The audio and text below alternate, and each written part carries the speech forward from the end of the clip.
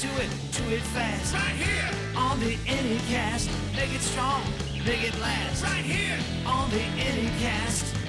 After that, I did a lot of radio I think 18 years of nationally syndicated radio talking about tech. I was the tech guy on iHeart. Then when tech TV kind of started to falter in the early 2000s, this new thing called podcasting came along. And since I was already doing a radio show, I thought, well, it's easy enough to turn it into a podcast. So in about 2005, this is our 20th year, I started a podcast network called Twit. Everything else was, pretty straightforward. We bootstrapped everything. Podcasting's cheap. You can do it with a laptop. And that's why there are literally, I don't know, like 10 million podcasts. Yeah. There's millions of podcasts because anyone could start one. But when I started it was easier to get people's attention because there were just a handful of them. The downside was you had to have an iPod, a Macintosh. You had to have a way to synchronize. I mean, it was really a painful process. Back then, too, the premise. Like, I remember, ironically, one of my first guests was somebody that I used to work with circa 2004. And I came in the office one day and he said, "Have you heard about podcasting?"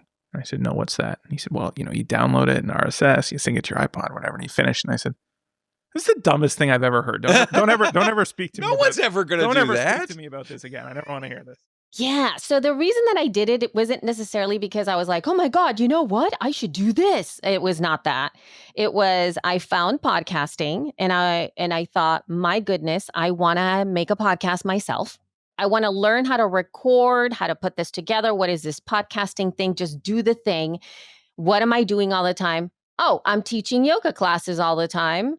I'm just going to record those because I'm already doing it. So I'm not adding anything. So that's why it started. And the idea also dropped in because a lot of my students would say, "I'm going on vacation. I wish I could take you with me." And I was like, "Oh, that's an interesting thought." And so I thought, okay, well, I recorded the episodes and I did the whole podcasting thing, submitting the RSS. Like, I figured out all the tech part of it on my own as an experiment. Yeah. And then I would tell my students when they said, "Hey, I want to take you with me." And I would go, "You can with this podcast thing." And they would look at me like I was nuts. In 2000, actually, I got a vision for audio online. Don Katz, Audible, had dinner with him, and he presented a vision for audio that just blew my mind. And Audible continues to dominate in a certain space of that today. 2004, podcasting pops up. And what podcasting represented to me at the time was, now I can play Audible. It's actually gotten a lot bigger. It's gotten a lot more exciting. But the idea of someone with a message being able to distribute it without censors, without distribution requirements, without anything, directly to the audience, spam free, was really, really exciting to me. So I started from day one. Did not make money until at least a decade into it, but was there from the beginning. The first podcast event where you and I met. I love to tell everybody that at the end of the podcast event, the entire podcast event met in the hotel bar afterwards. There was a page of podcasts available at the time. Now it's gotten slightly bigger. The issue now for shows is discovery, and this is the issue for creators in general. There's so many of us. How do you get noticed? How do you get an audience? I was lucky. I came out of tech TV. I dragged that audience kicking and screaming with me to podcasting. Yeah. And even then there was only a handful of other podcasts. Now it's tough. I'm not sure I'd start a podcast today unless I were a celebrity. Those are the podcasts that do very well. Yeah. So really today, that's still the best way. If you don't have another medium, if you're not the star of a CBS television show, the best way to get your name known is to be on a network that can help you go viral, whether it's TikTok or Instagram or YouTube. Those things, or Apple's iTunes. If you're featured on the front page of iTunes, you have a shot. I've watched actual hard data from some of my podcasts and people that I work with independently, that their stats, if you will, the data of consumption for their podcast has drastically diminished, because what I feel has happened is that now when we connect or create stuff online, everybody's dream scenario is to go viral for the majority of the time, where there is value attached to millions and numbers that no longer mean really anything to me. I feel like it's a completely disconnected number. Yeah. But I think that if you go into to really serve a small amount of people, to really vision 20, not even 100, 20 people that your content is really reaching, and you can nurture that, you're going to get the bonus of the other stuff. But I think what's important, if I could throw on the podcast consultant hat a little bit into this, is you need to know what it is that you want your podcast to do. A lot of people don't. Can you expand on what people should want, their like examples of what a podcast should be doing? Well, let's give all sorts of examples. I have one client who he just wants the podcast to make the phone ring. You know, he sells a service. And basically his podcast is a pre-sale process to his existing client base. Now, talk about no art. It's a 25-minute monologue that would bore, anyone who isn't a potential client of this guy. But he gets less than 500 downloads per episode. Yeah. And every time somebody calls, 1 out of every 3 of them, he converts for a $3,000 package. I heard it said recently, might even have been a podcast movement. Podcast is a transaction. You trade value for attention. You give somebody value in exchange for their attention. So he gives them value on this concept in the financial planning world. He spends time explaining it, and they go, yeah, I like this guy. At the end, he goes, if we want to go further and talk about this, call this number. One of the problems for podcasting right now, especially unless you're in the top 10, the top 10 podcasts get 50% of all ad revenue. I mean, literally 50%. All the long tail, everybody else is, scrambling. And, that's part of the problem is when you're in uncertain times or an uncertain economy, a lot of companies pull back on advertising when in fact, that's the time you should. For the longest time, podcasting relied on B2C, business to consumer advertising. And that if you listen to podcasts, Squarespace and Casper and Audible and Blue Apron, all of those B2C businesses were really good for podcasting and they really kept us afloat, but they have all disappeared. They're either like Squarespace, they said, well, we'd like to spend those millions of dollars on a Super Bowl ad, or like Blue Apron, they just, well, bye-bye. Yeah. So right now we're surviving on B2B. Everybody should ask what role AI plays in their podcast. The joke is, in AI, they say you're not going to be replaced by AI. You're going to be replaced by someone who uses AI. The exact same thing can be true for podcasts. Your podcast is not going to be replaced with an AI podcast. It's going to be replaced with a podcast that uses AI to do the stuff that AI should be doing. There are a lot of editors who are afraid of losing their art.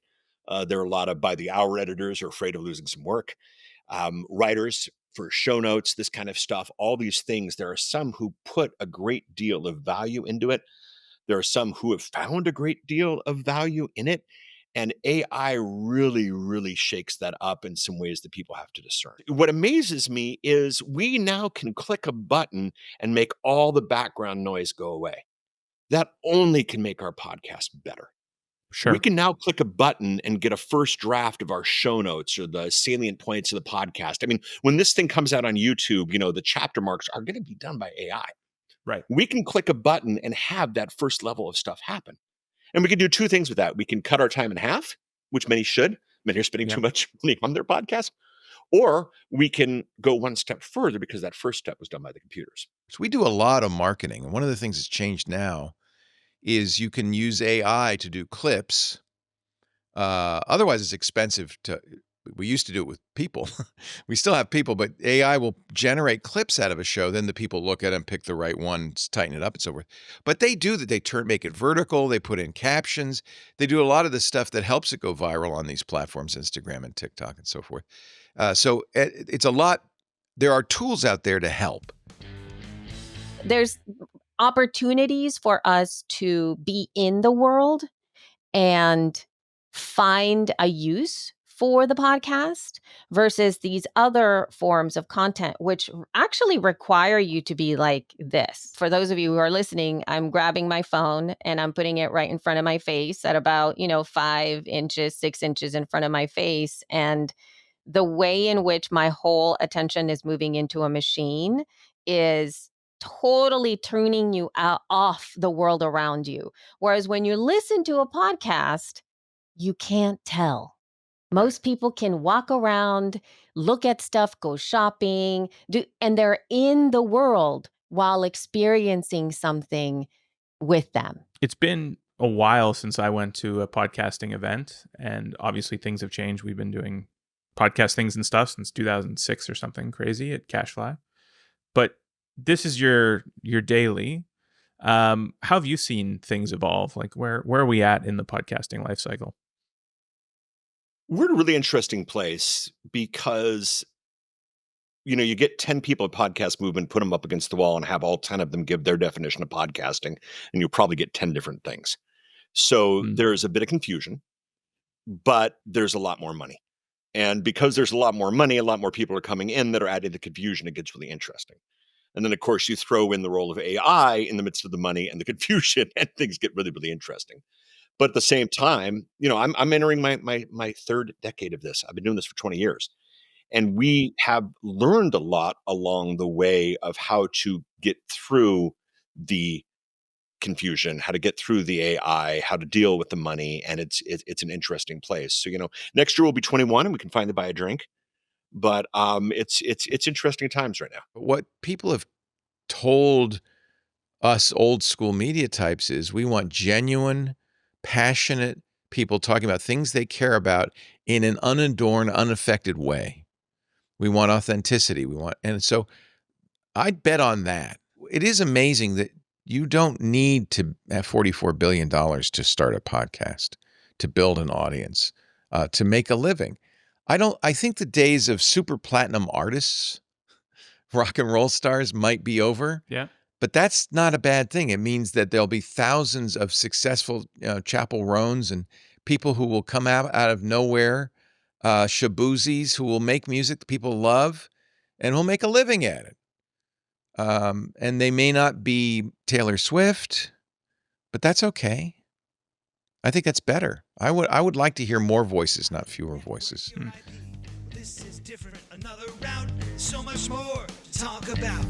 Gonna aim to satisfy with help from Cachefly. Get to it fast. Right here on the Anycast. Make it strong, make it last. Right here on the Anycast.